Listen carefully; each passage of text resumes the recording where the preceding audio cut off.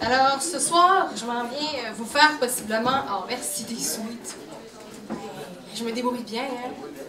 Merci. T'as besoin de faire ça quand ça va être mon tour. Non. Donc, moi, je m'en viens probablement vous faire mon dernier 3 règles, puisque je retourne dans mon patelin dans pas long. Donc, on va faire ça de manière émotionnelle. Fait qu'à ce soir, je vais vous raconter l'histoire de 2 femmes. 2 femmes qui s'appellent Mylène. Les 2 femmes ont 30 ans. La première, je l'imagine infirmière.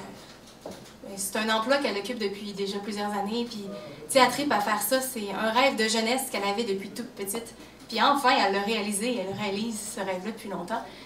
C'est une vocation, vraiment aider les gens, les sauver même, rien de moins. L'autre Mylène, la seconde Mylène, en fait, elle travaille pas. Elle travaille pas vraiment parce qu'elle peut pas. C'est pas parce qu'elle veut pas, elle peut pas. Tu sais, une déficience intellectuelle fait en sorte que t'es pas 100% autonome. Mais ça l'empêche pas d'être heureuse. Hein? Elle fait plein de cadeaux à tout le monde, qu'elle offre à sa famille, ses amis, aux médecins qui l'entourent aussi. Physiquement, les 2 Mylènes ne se ressemblent pas tellement. La Mylène infirmière, je l'imagine grande, svelte, aux cheveux châtains, les yeux bruns. La même couleur de yeux que l'autre Mylène, la seconde Mylène. La seconde Mylène, elle, par contre, elle est plus dodue, un petit peu plus enrobée. Elle a les cheveux bruns, les yeux bruns. Elle n'a pas toujours eu les cheveux bruns, par contre. Ils étaient d'une autre couleur avant qu'ils tombent et repoussent il y a une vingtaine d'années.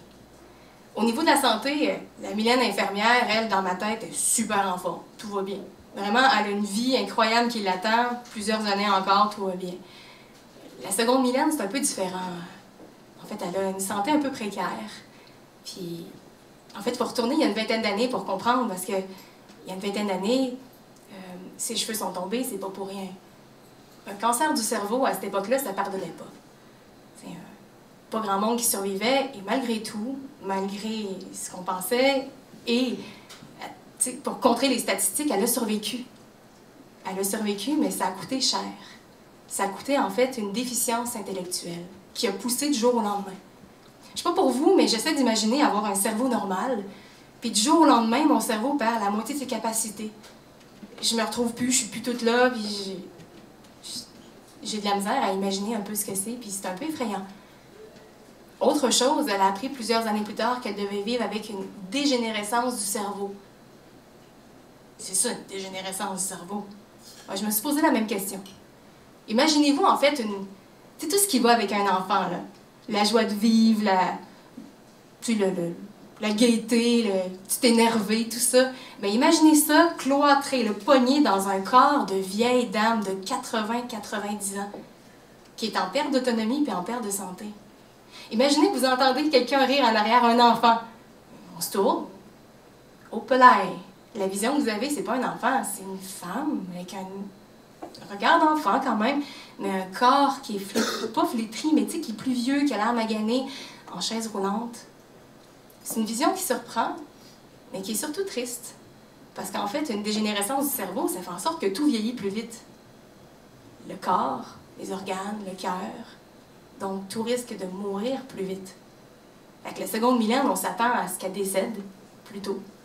Alors que la Mylène infirmière, elle, je l'imagine vivre encore bien longtemps.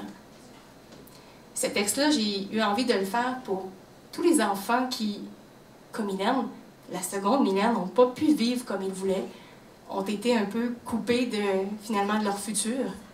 Parce que dans le cas de Mylène, la seconde Mylène, ben, le cancer du cerveau l'a empêché de devenir une grande femme svelte, aux cheveux châtains, aux yeux bruns.